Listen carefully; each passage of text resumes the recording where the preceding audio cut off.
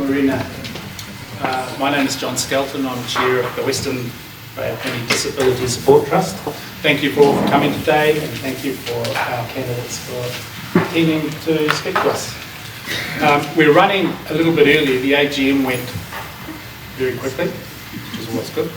But I think because everyone appears to be here and everyone seems to have had some food, and I think we might get underway early because I'm sure our guests are very busy. So the morning will unfold in the following way. The candidates have been given a question which is focused on our needs, and we're having a 5-minute presentation for each candidate. At the 4-minute mark, one ding will ring on the bell as a 4-minute warning, and then 2 dings at 5 minutes. And then after that, well, we'll see what happens.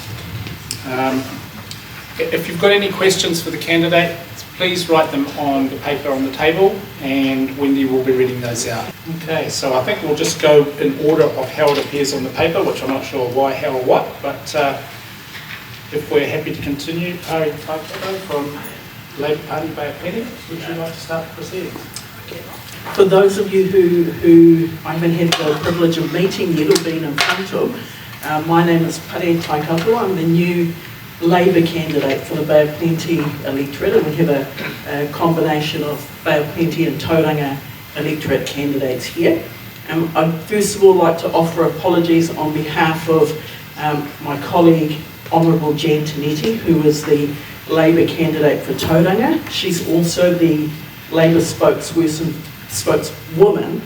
for education, child poverty reduction and women. So she's unable to join us this morning. And also another colleague, Tony Boynton, the Labour candidate for Waiariki. So I'm here. So I'll just go straight into the question, John. So the question is, identify the biggest barriers faced by disabled people in Aotearoa, New Zealand, and what policies your party, or the Labour Party, are implementing to address these challenges to ensure a more inclusive society. So I understand there'll be 5 minutes to answer that. This is the first time seeing it. But I'd like to start out by acknowledging the foresight from the Labour Party, and actually while we've been in government the past term and the past 2 terms, to stand up Taikaha, the Ministry for Disabled, or Ministry of Disabled. We believe in diversity and inclusivity. We believe in nothing about us without us. So because those with disability, living and experiencing life through the lens of being disabled, should be at the centre of decision-making processes that impact on them and their families, or yourselves and your families. Labour saw fit to stand up Waikaha, Ministry for Disabled People. Likewise, ministries such as the new Te Aka Whai Ora, the Māori Health Authority, again, with Māori at the centre of decision-making processes that will impact on outcomes for that community. So that's pretty much my response in terms of where the Labour Party stands. And our current spokeswoman for the disability sector is Honourable Priyanka Radhakrishnan, who has been the second minister for the industry, for the ministry, I believe. In terms of the biggest barriers faced, and this is my humble opinion, not necessarily the opinion of the party, but I believe the first thing is the attitude or attitudes of some members of the community. I think that's one barrier that's been there in the past. We've worked very hard with the stand-up of Waikaha to start to address those things. And actually, so through engagement and partnerships such as EGL, or enabling good living for those in the disabled community, we want to see transformational change of systems that are impacting those living with disability, and we want to see improvement to accessibility for everyone living with disability. So that's pretty much it, guys, in a nutshell from me. Thank you.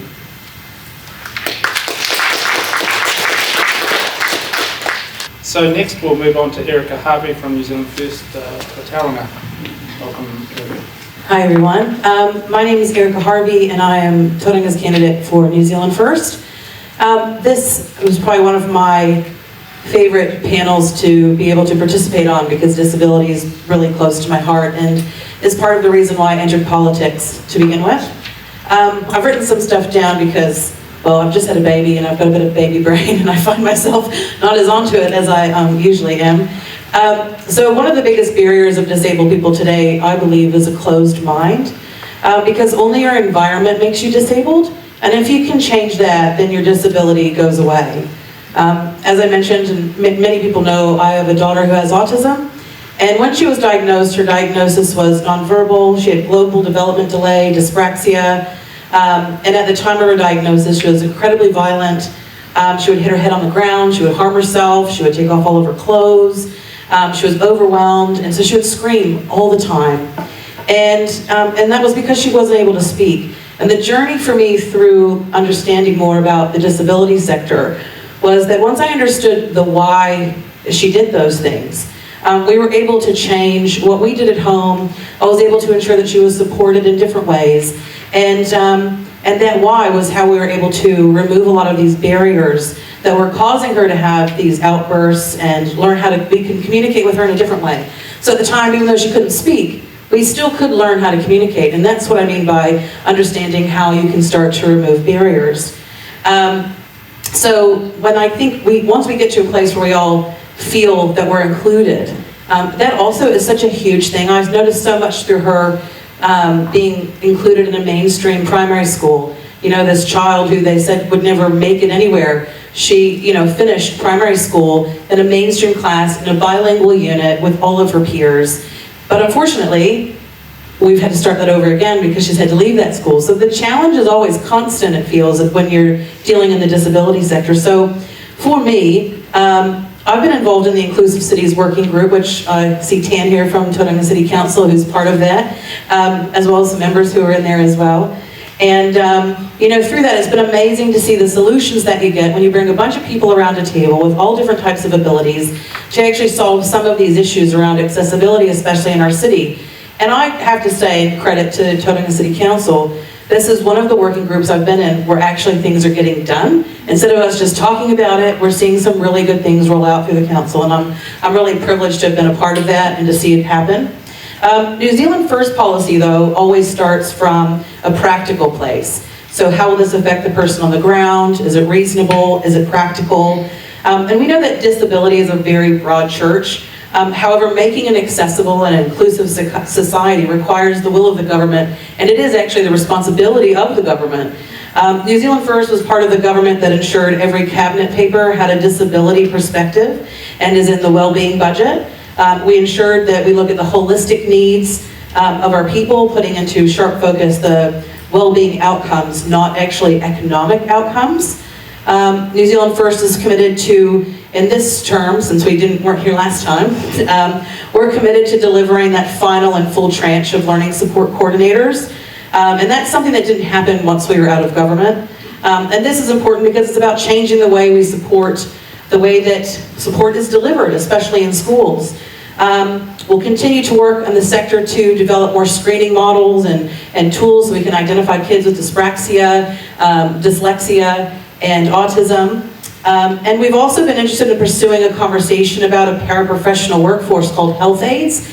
And this has come up a lot because we have a lot of children who are in school who don't need a teacher aide because there's nothing wrong with their ability to learn. There's just an ability that they need help with, you know, maybe they need some insulin. So we're looking at putting in health aides so that we don't have to, you know, stifle a child's education by having someone follow them around all day when they've got no issues learning. They just need a bit of help. So that's one thing that we're looking at as well. And I think it's something that we desperately need to have.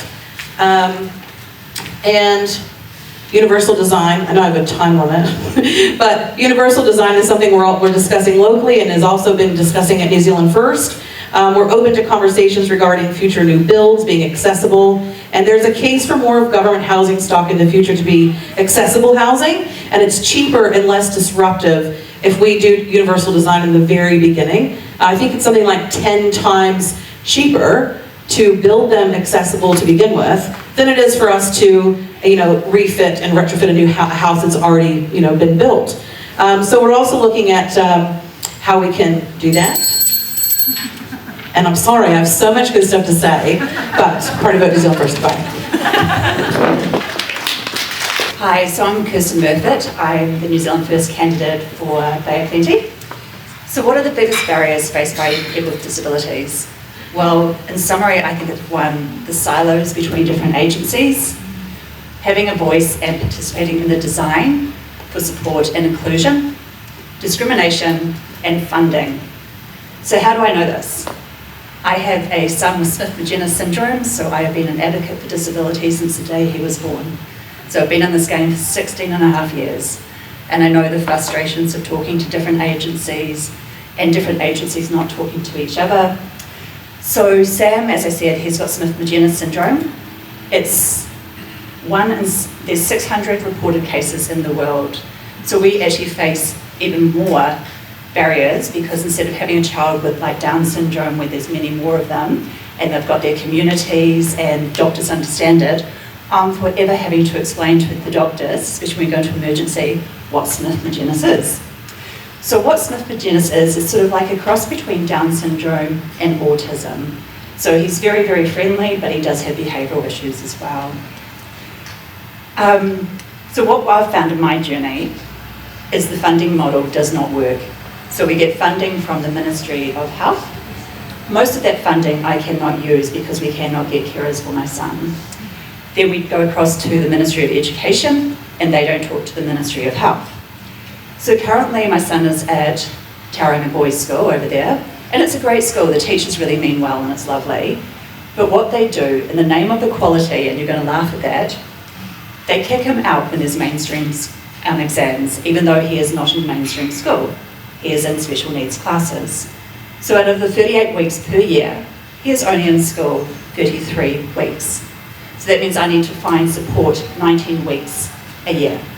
So I do understand disability very well. Obviously I understand that intellectual disability more than physical disability, but we're all in the same boat and I think we can all agree that we don't get treated the best.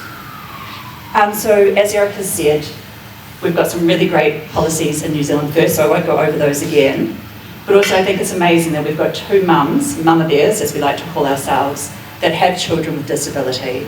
So if we do get into Parliament, by God, we're going to be a force together, aren't we, Mama Bear? So we really want to take that practical approach and sort of getting people involved in the design. So as I said, I get so frustrated the agencies don't talk to each other. So we should be talking about this when Sam was very, very little and getting a design program in place. I get frustrated with ACC versus the Ministry of Health funding as well. And it just seems a little bit unfair. If you've got a disability, you should have access to what you need. No one chooses to have a disability. No one chooses to be a caregiver 24/7, and it is a 24/7 job. And it never goes away. I don't know, I will be his mother for the rest of his life, and I will probably be his caregiver in some capacity for the rest of his life.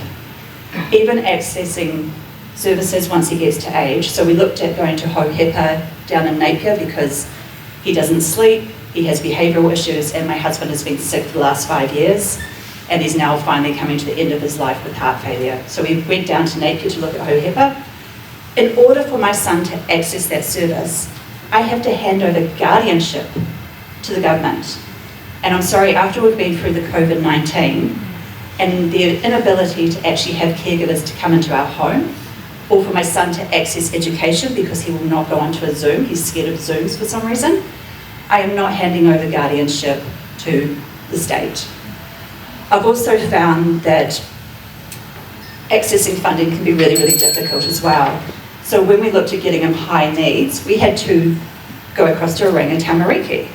Why should we go to Oranga Tamariki for funding for disability? So after 4 months of waiting to get an answer for high needs, I rang the lady down in Wellington. She got very defensive, so I backed it up with an email about our conversation. But instead of her actually being reasonable, I had 3 police turn up at my house in the middle of the night to do a welfare check on my son because she didn't like me holding her responsible. The police checked my phone. She said that I was a danger to him. And they actually came back and said, no, you're not. You're actually a good, loving mother, and this is absolutely ridiculous. And she was fired the next day. So yeah.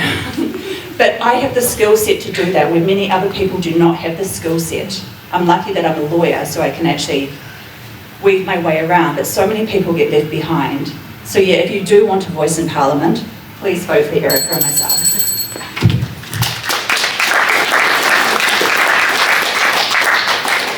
Sam, who will next off the cab offering.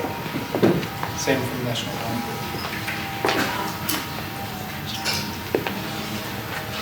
Thank you, John, and good morning, everyone. I'm Sam Uffindell, the Member of Parliament for Tauranga. I'd just like to acknowledge the Western Bay Disability Support Trust for having us here today, and also acknowledge all the other candidates on stage, in particular the two mama bears, Erika and Kirsten, for those incredibly challenging and personal stories that you just put forward to everyone. I mean, look, we need to make sure that we are supporting our disabled community, and that's self-evident. I don't think anyone would dispute that. We note last year that the Accessibility for New Zealanders Bill went through Parliament, and we were quite concerned that that didn't actually address a lot of the concerns that were raised. I've been speaking to our disability and carer spokesperson, Maureen Pugh, and she was quite concerned that a lot of the feedback that went into the Select Committee wasn't reflected in the final act. So all it did was to set up an advisory committee with no authority, and the feedback would go into the Minister, who had no requirement to take a hold of those recommendations. So the disabled community is notably disappointed with that, and they wanted to see tangible outcomes, and that's a lot of the feedback Maureen has been receiving from that. We've been using that feedback, or Maureen specifically has been, from the bill process and engaging with submitters to get more intelligence on what the tangible improvements are that can be used, so that if we have the fortune of forming government in a month's time or so, then we can take those into consideration and do what we can to make the bill work better for you. Because ultimately this is what this Act is about, representing your needs as well as we can. Now, as noted, we do have a disabilities and carer spokesperson, and I will note that it isn't just disabilities, it is and carers, because the carers in this are impacted a lot as well, as Kirsten pointed out before. So we want to recognise that carers and address all that they do. So our spokesperson is talking regularly with the carers representative group and making sure that their needs and what's important to them is going to be reflected going forward. So we are well aware of that. We also want to improve the way MSD operates, because we know that for a lot of you here, you will have to go back to MSD on a regular basis, and that can be quite challenging, and it can be quite stressful. And we heard of the example through the Select Committee process how there's someone with an amputated leg who needs to go along to a doctor every year and be told that he still has a disability, and his response to us was that, well, of course I am. I have an amputated leg. I shouldn't have to be going back there every year. And we agree that that is a non-common sense approach that is currently being taken, and it just puts unnecessary stress into someone's life who is already challenged, and it shouldn't have to be that difficult. We note the total mobility scheme, and I just want everyone to know that we will be keeping this. Despite what misinformation you may have heard out there from some political parties, we will be keeping the total mobility scheme as it is, and we will not be altering it. We want to see cities that are accessible and fit for all, because if we can make that happen, then that is good for everyone. And if we can get it fit for one person who is using a wheelchair, then hopefully it will be fit for most other people. And I want to note the work that the Inclusive Cities group is doing, and I think TCC is for all the criticism that may be levelled at them, they are starting to work away on this and getting a bit done. They need to speed it up though. We want to see a society that works for disabled people, that is inclusive and allows them to access the city that say myself, for example, can access. So I will keep campaigning for that for you and talking with the council on that. It's an honour to be here, and I look forward to speaking with you further and answering any questions you may have. Thank you. Next speaker is Tom Rutherford from the National Party. Thank you, John, and good morning, everyone. It's fantastic to be here. My name is Tom Rutherford. I'm the National Party candidate for the Bay of Plenty, replacing Todd Muller, who's retiring at this year's election after 9 years of service to the Bay of Plenty community. And it's a real privilege to be standing and hopefully being the representative for the place that I'm really proud to call home, and that I've lived in almost all of my life, having been born and raised here as well. Without a doubt, the biggest barrier at this point in time is the cost of living. The economy isn't working, and too many Kiwis are struggling to get ahead. National will get the economy working for all New Zealanders. One of the other big barriers that we as a party are focused on is enabling people with disabilities to have more agency over what services they use and how they want to live their lives. For example, when the National Party was last in government, we started a program in coordination with the members of the disability community called Enabling Good Lives. This program gives people with disabilities more autonomy over the support they get. It also prioritises outcomes-based commissioning of support. So the organisations getting results for people with disabilities are powered up so that they can help more people. The Enabling Good Lives program has worked so well that it has actually been expanded under the current government. The Enabling Good Lives program also includes connectors who can help people with disabilities navigate adult life, including their interactions with organisations who can help them find work. If we have the privilege of serving in government after October the 14th, then we will look to build on these sorts of programs while in government. This is not too dissimilar to the Mental Health Innovation Fund that we have announced. This fund looks at what programs are actually working in delivering better mental health outcomes and targets investment at those, instead of endless money pouring into the bureaucracy in the hopes that one day it'll end with a better outcome. The National Party is focused on rebuilding the economy to reduce the cost of living, restoring law and order, and improving our schools and education so that we can get our country back on track. Thank you.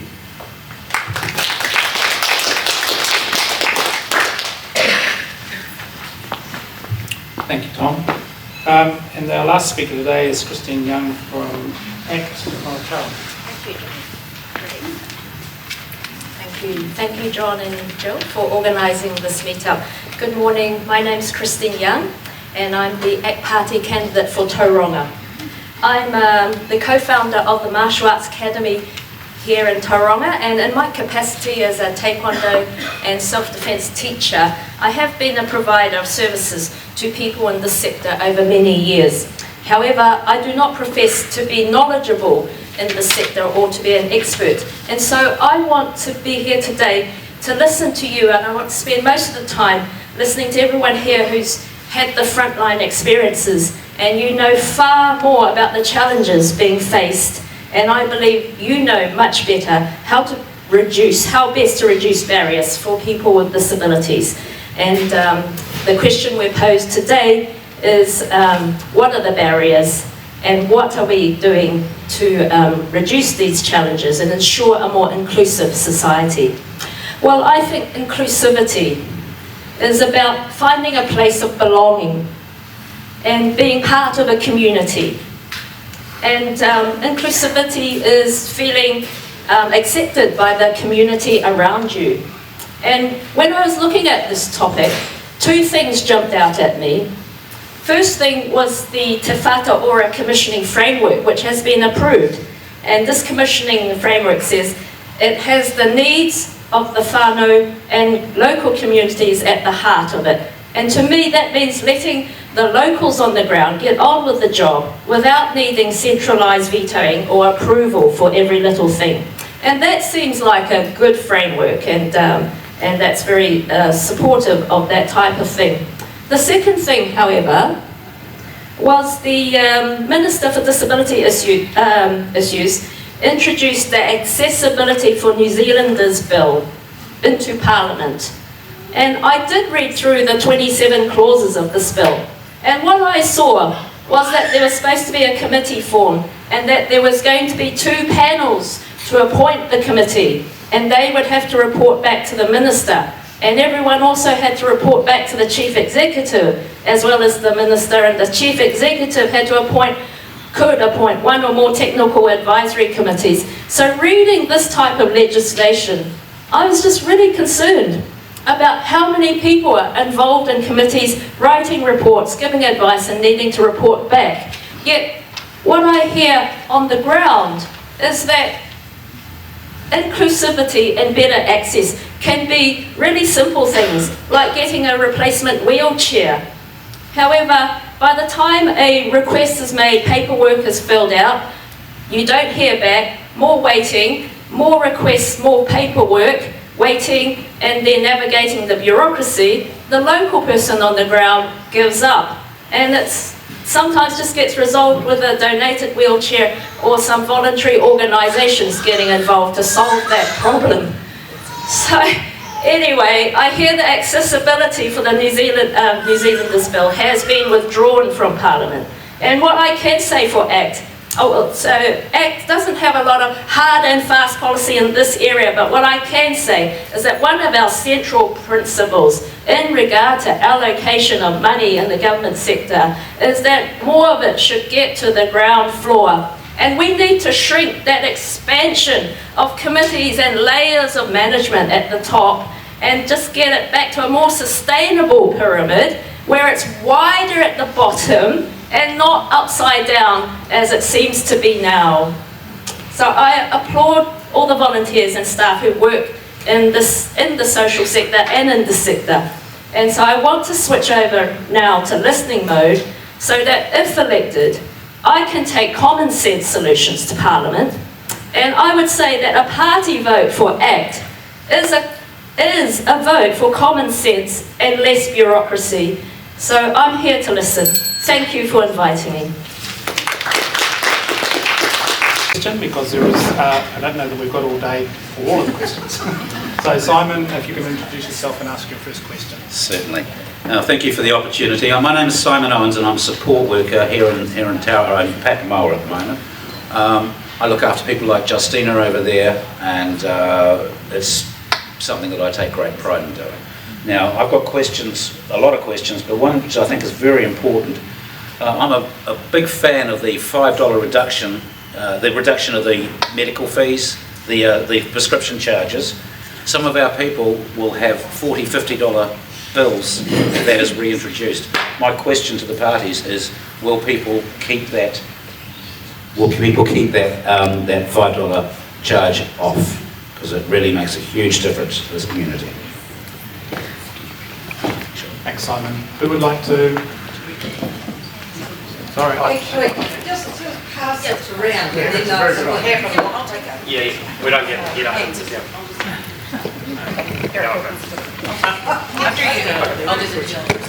Yeah, so the removal of the prescription charges was a decision made in this year's budget by the current government.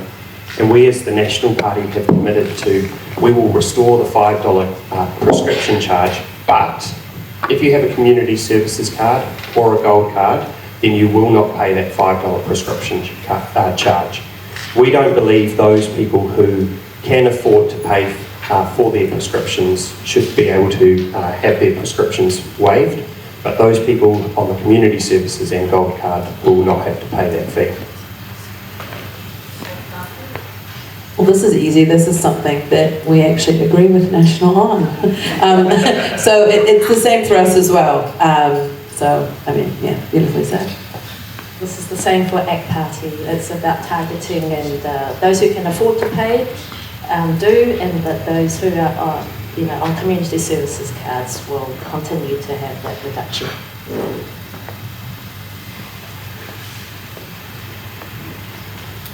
Kia ora everyone. Well, as the Labour-led government introduced will remove the $5 fee of prescriptions, yes, we are committed to keeping that fee off moving ahead and when we're re-elected to government. Thank you.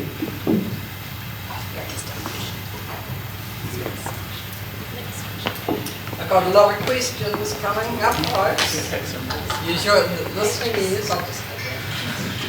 Okay, can you all hear me? Okay. This person wants to know how everyone's going to educate the NAST providers on how to reflect the EGL. What is that? Enabling good lives, I do that. Just testing. And all their actions, interactions and attitudes. Who'd like to respond? So I keep this one. I think this one's working. Anyone want to? Who wants to go first on that? That's a really good question, and I don't actually have the answer because I deal with this all the time, and we just, you go along to providers and they just don't do it. So I don't know the answer, but it's something that I'm keen to think about, and I think Erika wants to speak to that as well. There's a current project, and this doesn't really answer it, but it is an innovation project which is pulling agencies together, which is currently happening within CDS and Te Whatu Ora, which was the Child Development Services. So they've got a pilot innovation program where they're pulling in all of the service agencies together and having more of a unified approach to things. So I don't know if something like that could work, but I think a lot of the stuff that we're doing in New Zealand First, since we've been out the last 3 years, is looking at how taking that time to develop, better policy that actually makes sense. And so if you guys have, some of these questions are amazing, and if you have solutions for them, I actually request that you please let us know what they are, because I think part of what makes a really good MP or advocate is for you to tell us what will work, and then for us to go and actually be that middle person and say, hey, look, this makes sense, this is what we want, can we do it?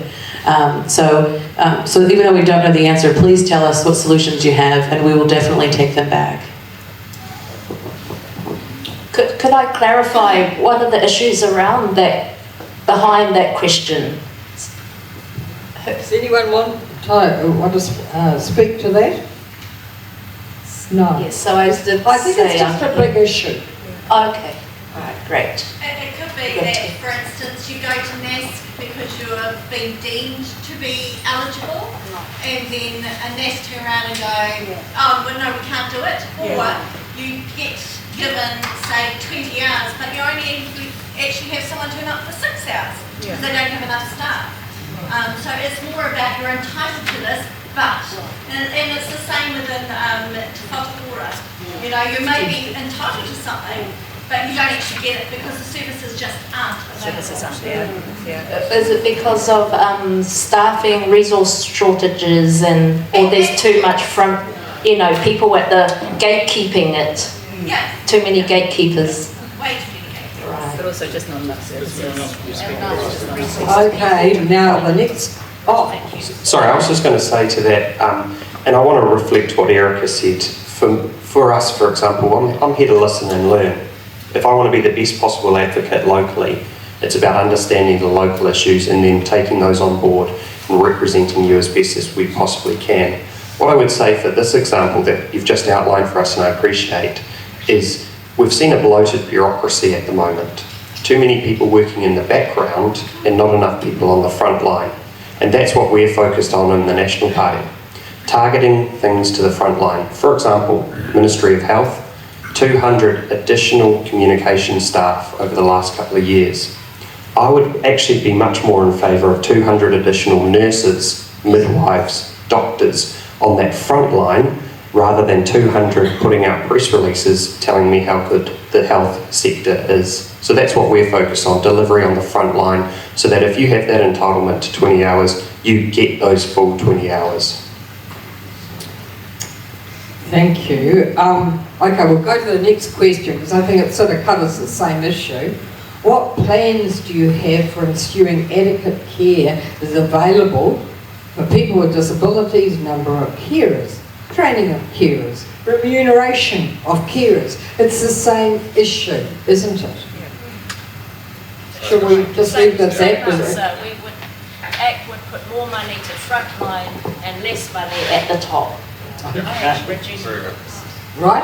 Oh, excuse me. Oh, so just in response to that from the Labour Party, we have recently, and I know this is somewhat adjacent, it's not specifically care workers for clients or whānau with disability, but we've recently achieved some pay parity agreements, fair pay agreements in terms of midwives, nurses, of the wider healthcare sector.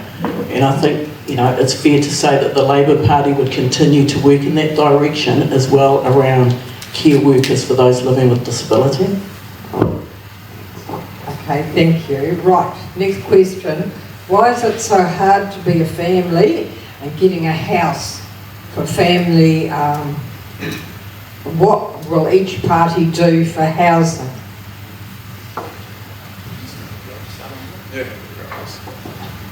Yeah, thank you for that question. Acknowledge that it's very, very challenging, and if you're a young couple or family coming up today, or even be an older family, it's very difficult to buy a house. You know, house prices have ballooned in the last 6 years. Rents are up $180 a week.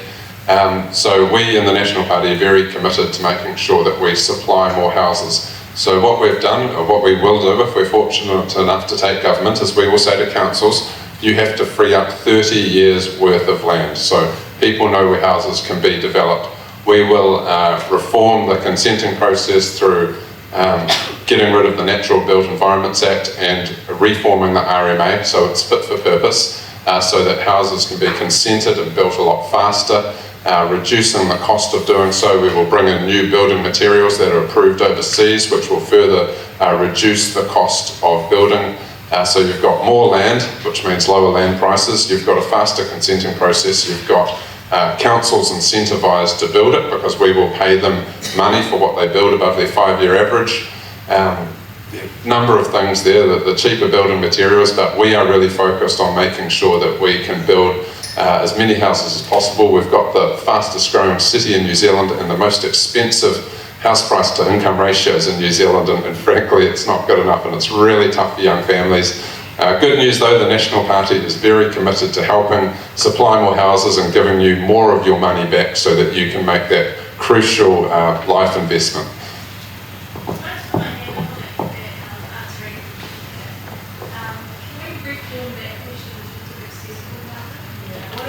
Oh, accessible housing, absolutely, because that's a big issue.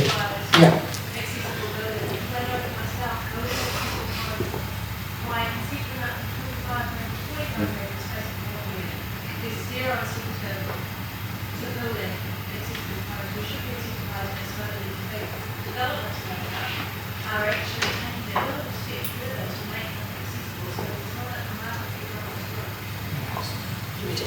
The question for the floor was just to focus on accessible housing, and that one we'll just finish this first question. I'm going to finish Sam's answer, because if when National get in and New Zealand First get in and ACT, it'll be up to us 3, 4, 5. Well, actually, we'll all probably be there, who knows. But it'll be up to us to actually make these decisions. So if we can all agree, and I think this is a New Zealand First policy anyway, which I'm sure they will agree to it, right? And we'll make them do it here, is that we've got to start building. All new builds need to be accessible, not only for those who are disabled, but seniors as they're getting older as well also have disabilities. So there is zero downside to start these new builds with ensuring that they're totally accessible. And so that's a focus that New Zealand First is doing, and if they'll agree, then it looks like we'll be focusing on that and be your voice about that. The other thing that New Zealand First is doing is we're tackling those foreign-owned banks to bring down those interest rates and actually understand if there's, if we can get better value for money, tackling the supermarkets that are currently competing with one another, driving the prices up. We're also removing GST off of food, but we go beyond just the fruit and veg. We're actually taking GST off of meat, fruit, vegetables, dairy, and that's kind of an immediate impact, because what we need is, we all can say, look, we need more housing, we know that, but what can we do right now? And New Zealand First is saying, look, what can we do right now? Here are some things we can do. We can give you back 15% off your grocery bill, and then at the same time, we can look at trying to drive those prices down. Let us see if we can get these interest rates down. Those are immediate things that we can do, and then the housing thing will be the secondary thing. And he wants the mic back. I've just noticed in the disability sector that when it comes to equipment, they're just charging premium prices for equipment. So while it's not a New Zealand First policy, I'd be going to the party and saying that we need to take control of that. And somehow, like we're doing the supermarkets and the banks, but also looking at the disability sector as well. The disability equipment should not be as expensive as it is. Okay, so just a comment on the last time the National League government were in, they actually gutted the public housing portfolio. So just saying that. And so as far as Labor's concerned, we agree to disagree. It's all good, Sam.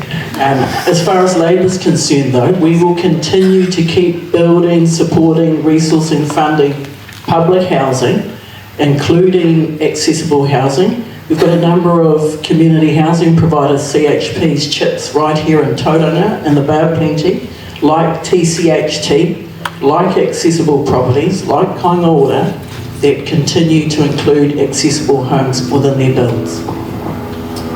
I think the term actually is universal design, and if your house is universal design right from the very beginning, it meets all requirements. Alan and I live in a universally designed house, and it is just there for everything. So it was built like that straight away, wasn't it, Alan?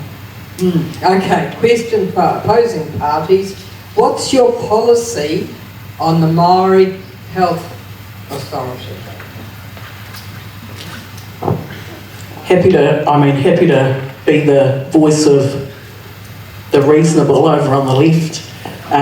So as you know, the Labour-led government, yeah, I don't know why you're shaking your head, but anyway, the Labour-led government, and of course this is a policy of Labour's, we stood up Te Aka Whai Ora, the Māori Health Authority, as I said, along the same principles of valuing human rights, being community-led, the same principles behind why we stood up Whai Kaha, the Ministry for Disabled, is that Ministry of Disabled has at its centre people living with disabilities, their whānau and supports. Equally, Te Aka Whai Ora has at its heart Māori whānau and supports allies.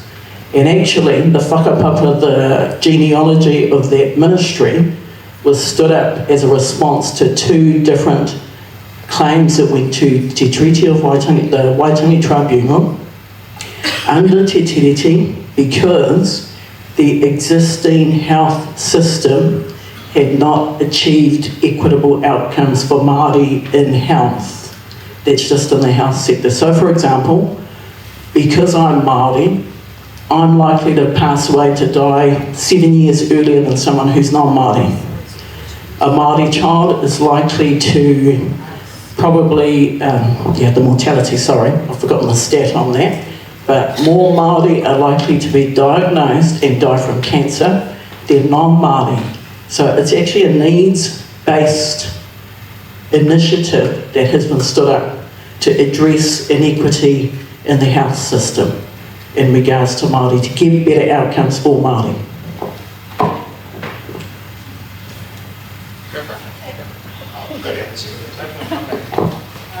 All right, in the ACT Party we acknowledge that there are different cultural approaches to health, such as Te Whare Tapa Whā.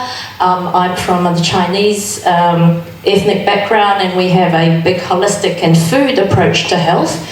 As an example, in our first top 22 list candidates in ACT, at least 5 of us have Maori descent, 2 of us are Indian descent, 2 of us are Chinese, 1 person's from Bulgaria, and we believe that health should be based on need and not a ethnic priority or ethnic access. So we would repeal the Māori Health Authority.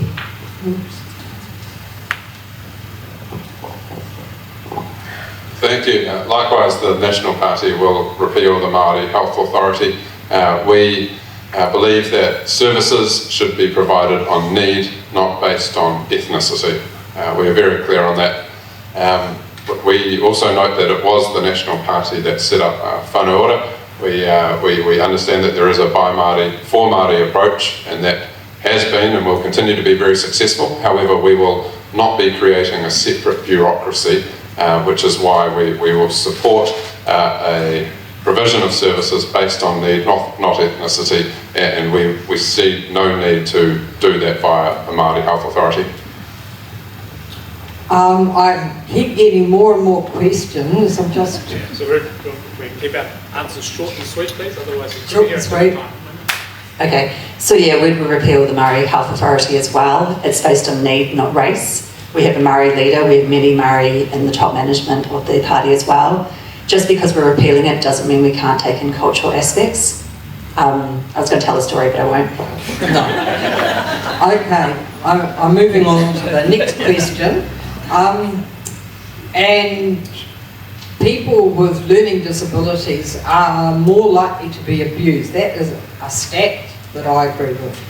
The police and anti-violence agencies are not trained to work with such people. Will your party or will your parties make sure that police and other agencies are trained to work for people with learning disabilities? This one's actually a really interesting issue because it hasn't worked properly. One of the biggest fears I have as a mum, and I'm sure Kirsten will share the same thing, is abuse, because when she's nonverbal and when she goes to school and she needs help being toileted and all those types of things, it's actually quite frightening. And one of the things that I've been looking at and discussing with the party is how we can actually train police to actually work with those who have an intellectual disability. As an example, and I'll make it fast, my daughter, I thought she lost her iPad. I thought she broke it and hid it, because when I asked her questions, she agreed to everything I said. And we went down this path, and I just thought, well, just show me where it is. Long story short, I thought she had hid it and forgotten where she put it, because she just agreed. 6 months later, I found it above the refrigerator. My husband took it away from her and would have put it up there. But the lesson there is that a lot of people with intellectual disabilities actually agree with what you're saying. So if there's a crime, it is very easy for those to actually say that they've done it because they believe that's what you want to say. And they're so used to masking things and doing what is appropriate socially that they can actually get themselves in some really bad situations. So this is something very important to me. I am, you know, when we're back, disability will be my portfolio, and this is actually a huge focus for me. Thanks. Okay, another question from... I'm just going to answer that as well. So I'm not aware of a specific policy from the Labour Party in regards to that. However, we've taken recent steps to introduce supports for additional support to police from trained experts, I guess, in the field of mental health, so that when there are call-outs requiring somebody who is not a qualified, well, not a police officer, to deal with or assist with mental health call-outs, we've enabled that. So I like to think that it's definitely an area, if you think about the natural progression, that would likely be, you know, the natural trajectory is that we would investigate further supports for other communities. And I mean, following off the back of, you know, things like the abuse and care investigations, all of that type of thing. So I think it's definitely a consideration. Okay, this one, again from People First. What will your party do to make sure more people with learning disability get a paid job and have the support to stay in their job?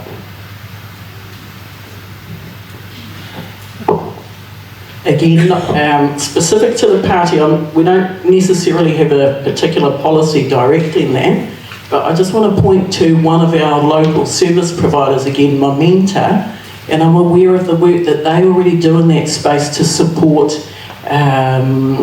independent living and progression transition into workforce for community living with disability. So I would like to think that it would be the continued deployment of resource into local services like Momenta, so that it's centrally funded, it's regionally supported, and it's locally led.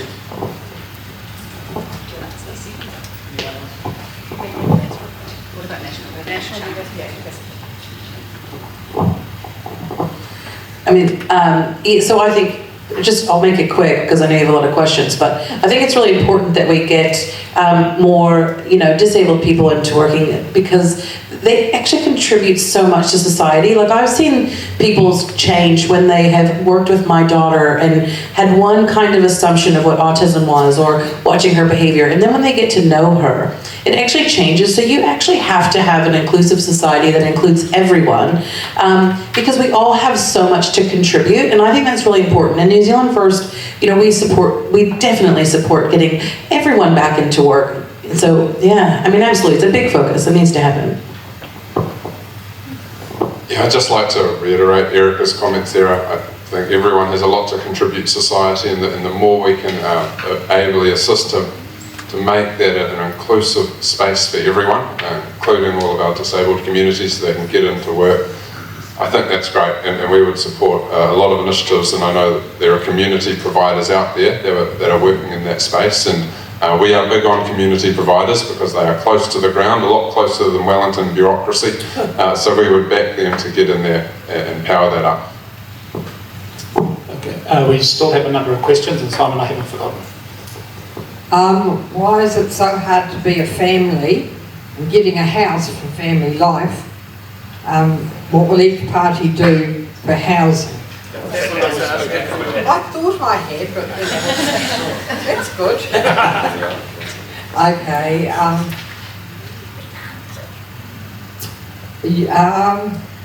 Social housing using agencies other than Kia Aurora. Is that a possibility? Yep. Should we just leave it at that? Yeah, it's definitely a possibility. I mean, we've seen Kāinga go out there and buy up land really expensive, above market rates, and build them really expensively as well, and buy a lot of houses off the plans, knocking first homeowners out of the market, and we don't think that's the best way to do it. We think that we can really fire up developers to get out there and build it much more efficiently, faster, cheaper, stop taking the council planning staff away from the TCC and deliver houses, and then power up community service providers as well. We've got accessible properties here in Tauranga, do a fantastic job, and really get out there and empower them to do it, get them built faster and cheaper, and then use people like AP to manage them. Yeah, and just in response to that, so the question was about, can we see more social housing beyond Kaingoda? I agree. I think we were already seeing social housing that's being built outside of Kaingoda. So, for example, I'm in the Māori kiwi fruit growing business, so I sit on a number of trusts, and our businesses have been able to stand up social housing as another income stream for our trust as community housing providers. So one of those is Mangatawa Papamoa Blocks over in Papamoa. There's another one called Langinui number 12 in Welcome Bay. So those developments, they provide social housing for families that need it. They also bring in income streams for the trusts that are standing them up in partnership with funding from central government. So again, we're very much supporters of centrally funded, regionally supported and locally led. Okay, the next one is actually a very personal issue for me too. So this comes from the heart and other people. Will your party look at addressing the disparity between ACC funded support, which is massive, and health funded disability support for people born with a disability? It's actually an incredibly big issue. Hi again. I agree. So my daughter was actually, what I didn't realize is she actually had a head injury when she was born, but no one talked to me about that we should have filed for ACC or even discussed it with us. So because we didn't do that, she went through and she's now funded by the Ministry of Education. Had she, now 2 kids, like you're saying, different, same diagnosis, different ways that diagnosis came to be, are funded totally differently. So New Zealand First is looking at ways that we can actually change to make it more fair funding, because it's unfair that 2 children with autism, one gets 10 hours, one gets 25, just based on how it happened. So absolutely, that is something that we're definitely committed to. Anyone else, or you just all agree? No. You're all committed to it. Great. All committed. Okay. It is actually a really big issue. I think it's just financially too much to be grown. So does your party commit to enforcing the right of all children and young people to attend their local school with appropriate funding and support?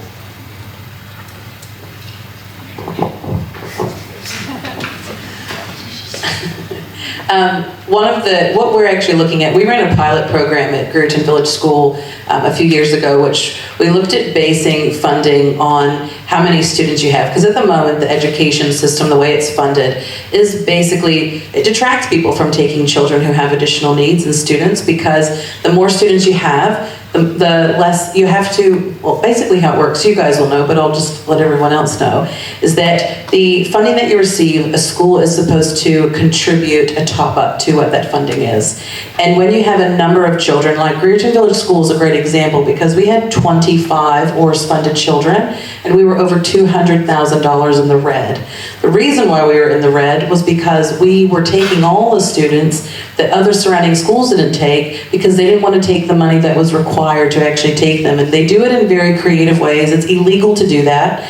I am one of those people who felt so bad that my daughter was going to our local school that we drove 20 minutes to take her to a different school. Had I known the rules around that, I probably would have fought, but at the same time, who wants to send their kid to a school where you don't feel that they actually want her to be there? So you have a lot of issues. It goes into learning and things like that. But we need to change the way that these schools are funded. That's what we're looking at, is seeing if there's a tiered approach. So let's say you have 1 to 5 children or students with disabilities, and then beyond that, more funding should be able to be accessible, because the more students you have, the harder it is on your operational grant. And so that's what we're looking at as well, as a new scheme like that. And also, we are fully funding, we're rolling out that next tranche of learning support coordinators, which will also help give more money into those schools to look after students properly. Okay, ACC's legislation takes away the right for individuals to sue for accident or injury. That's so true. A huge undertaking to change an act since 1974. Now that's an awfully long time ago. It's even older than that. Oh no, I'm older than that. How are you going to achieve that? So ACC seems to be raised a lot here today, and one of the things that I said I was here to listen, and later on Friday actually I am speaking to some providers around the ACC issue. So I definitely am hearing a lot of issues around ACC, and that act is way overdue for a review, and I think we would definitely be looking at the equity, the fairness around the laws in ACC compared to the other different funding models. So that's act would commit to do. I think it's a little bit adjacent to that, but I know from experience I've heard from constituents previously in regards to the sensitive claims parts of ACC claims, which are assaults and things like that of sensitive nature. So I'm not too sure that I can't comment just yet around what Labour's policy is. But of course, as a party member, I would support whatever our Labour spokesperson for ACC would direct in that regard. It's a very big issue, and I think perhaps too much. Do you want to? One of the things that we're looking at and discussing as a party is when it comes to ACC, a random example, you go in for surgery on your foot, they mess up, and unfortunately you die. At the moment, ACC, all you get from the hospital is a letter to say that they're sorry and that they'll learn from it. So I do think that there's a lot of changes that we need to make in ACC, and we're looking at that as well, especially when it comes to being able to hold people accountable for accidents over and above just, oh, we're sorry that you can no longer work ever again, here's ACC. There should be actually additional compensation that can be accessed, if it meets a threshold of criteria. So that's what we're looking at as well. Thank you. Now hold on, there's a couple of issues here. What will each of your parties do to increase the supported living benefit to an amount that can be lived on?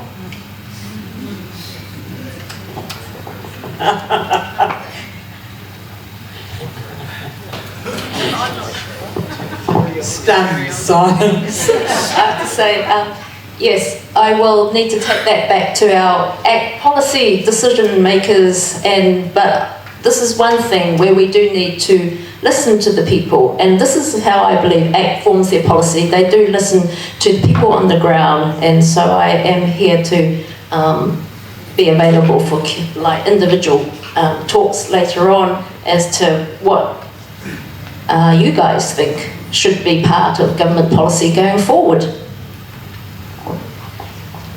I think Christine makes a really good point, and with some of the other questions around whether our party will commit to doing something. Look, we're candidates up here. We can't make commitments on behalf of a party. To make a commitment, it needs to go back through the leadership team and through the caucus and through all of that. We can't just unilaterally make commitments, but what we are here doing is listening to your concerns, and we can then feed that back into our team for their consideration moving forward. That's excellent. Thanks, Sam. One thing I'd say to all candidates there is that we are videoing this, and it's going to be on our YouTube channel, so maybe you could get as many of your colleagues to actually watch, listen and understand what's been said today. That's right. Interesting question. What will your party do to make sure people with learning disability get better health outcomes?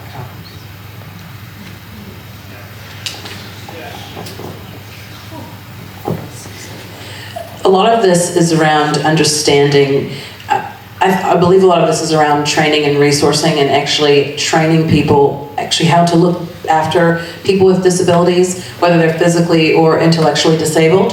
That seems to be a huge barrier anytime anyone goes to the hospital. There's many times where my daughter, who has like a very high pain threshold, so when she broke her arm, for example, I knew it was broken, it was sticking out her arm. So when we went to the hospital, we sat there for 6.5 hours as she broke her arm because she wasn't crying and went to sleep. And it wasn't until we took her back to Tauranga Hospital and it was broken in 2 places, and they thought, oh gosh, and so those types of things are the issues that we have in hospitals. So you can go and say, especially if you're a carer of someone, you were speaking on their behalf, and a lot of times I feel that carers aren't listened to when they're speaking on behalf of someone, because they look at someone and say, oh, well, they don't present the way that, a neurotypical person would. And so a lot of that goes to training, and that is a big focus for us. And I can say that because disability and education have been the entire reason I'm running with New Zealand First, one of them, on top of all the issues we have in Tauranga. So this has been a focus for me in making sure that we do give disability a voice and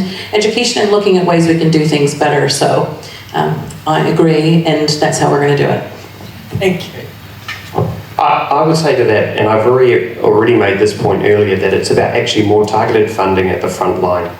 It's about more doctors and nurses, more midwives on that front line, rather than a bloated bureaucracy in the background. For the National Party, for example, we've committed to opening a 3rd medical school in the Waikato to grow the number of nurses and doctors we have in this country who serve on the front line to keep us all healthy and safe. We'll increase the enrolment rates at the already established medical schools that we've got in New Zealand as well. So it's all about targeting the funding to the front line and the community services providers who keep us all healthy, rather than bloating the bureaucracy in Wellington. I've got a great pile of questions there. I'll give it to you, Jill, because what they can do is perhaps put them all online as questions too. Sorry, Simon had another couple of questions. Would you like to just come forward and show this to Wendy? He's just got them written in his own handwriting. Yes, it's very hard to read my handwriting, Jerry, so I have a fairly loud voice. Can everyone hear me? Oh, probably not. Probably not. It's been video as well. Okay. This is to do with the conversation before about benefits. I actually have a quote from Stuff. It's Louise Upton being interviewed, and she said, benefits will rise by the rate of inflation, not the rate of wage increase. Under National, a single person on a supported living benefit would be $6 a week worse off in the first year, raising to $19 a week by 2026. Now, $19 a week is a lot off a benefit.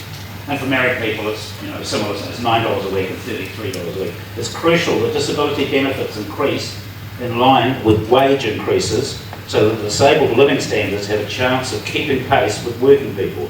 Otherwise, they become more excluded from society.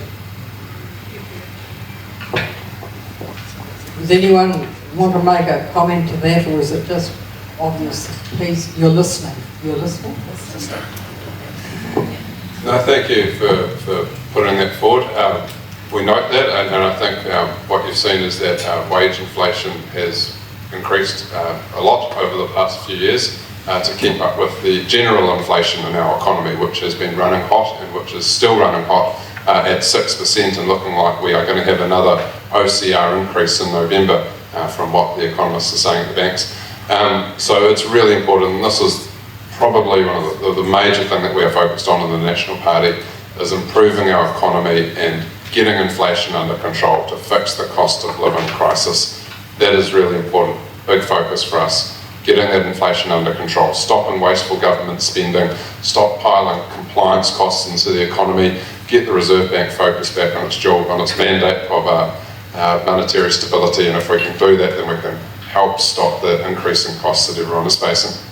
Why do the beneficiaries have to fund that? I'm not the spokesperson for that, I'm sorry, so I can't comment more directly on that. But what I will say to you is that we will get inflation under control. I'll just add on from the Labour Party perspective, and this is just going off what's already been done while we've been in government. So we raised the minimum wage from $15.75. That's a measure that we put in place to help to lift, income into people's pockets, everyday people. I've got a background, I'm actually a sole parent, a sole mother. I'm also a sole father to my teenage son. In my history, I have been a beneficiary, a recipient of support from the state to be able to survive, and I'll call it that because it's not typically enough to be able to thrive on whatever benefit you've been on, whether it's a job seeker seeking employment, whether it's somebody who's a superannuitant, somebody living with a disability or sickness. So we understand that, and so what part of our Labour 9-point pledge is to try to put more money into the back pockets of people to relieve that cost of living pressure. So we're pledging we've already taken the $5 prescription charge off. If we re-elected back into government, we are going to bring in free dental care across the board for under 30-year-olds. And what that will help with is to ensure that dental care does not reach acute stages and then develop into further health complications and impact onto the health sector. So a number of those small incremental measures, they do add up over time, and they will hopefully improve things overall, including the removal of the GST or fruit and veggies. Okay, Simon, I know you had a lot of questions there. I'll give you one more question and then I think we'll wrap up.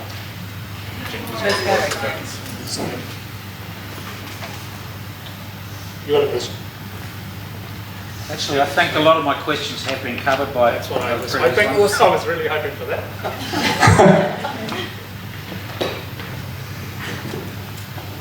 Probably more of a statement from me rather than I appreciate you guys. You aren't hands-on. You don't know the hands-on details of doing everything. Yeah. Everyone in this room is hands-on in some way or another. from the providers through to the parents to the caregivers. What I'm saying is the ideology of enabling good lives, inclusivity, all those things is fantastic. No one's arguing any of that.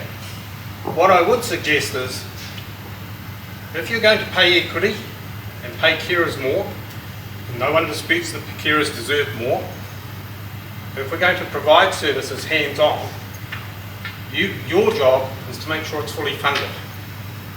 We're playing catch-up all the time, and the very people that we're here to support are the ones who are disadvantaged.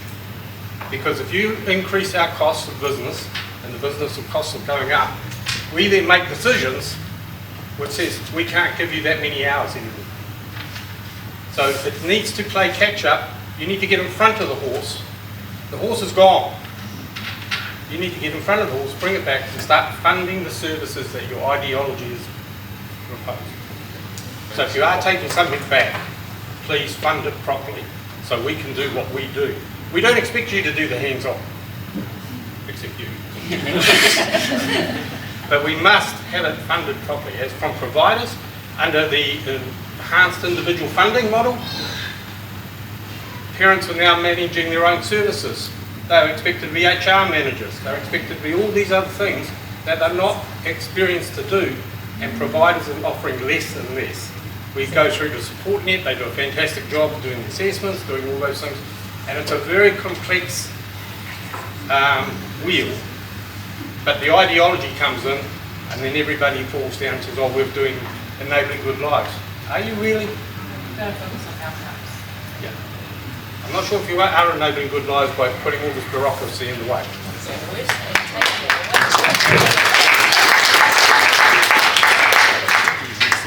We are going to wrap up. I think, Simon, sorry, you did want one last one? Well, very quick statement, if I could just make it. This disability sector actually saves an awful lot of money, because if we are not looking after these people in the community, they have to go to rest homes, or they have to go to hospitals, which costs the state a lot more money. Thanks, Simon. Sorry, since we are here to visit, those of us who were talking about getting back into work, right? The disability community, we were talking about wanting to hear more from us. How about some kind of pay? I go to work for 30 hours a week. I get paid for 12 of them. So I go to work for 30 hours and I can increase my financial, my paycheck bringing home by $85 for working 20 hours. So that whole structure within ACC incentivises us to stay home. We don't want to. We want to be a part of our community. We want to be out there. We want to be able to earn. I want to show my son a great role model going out to work and improving the community for all my mates and girls. Yeah. Awesome.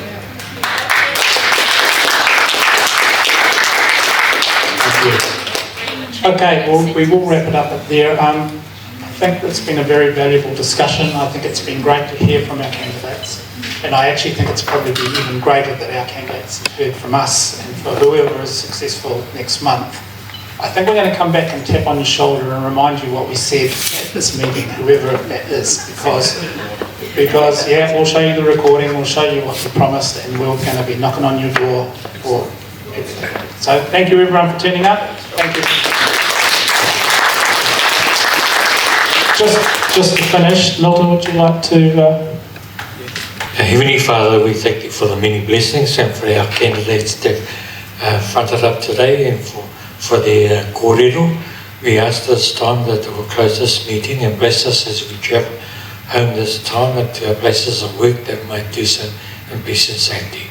We offer up this prayer and close this meeting in the name of Jesus Christ. Amen.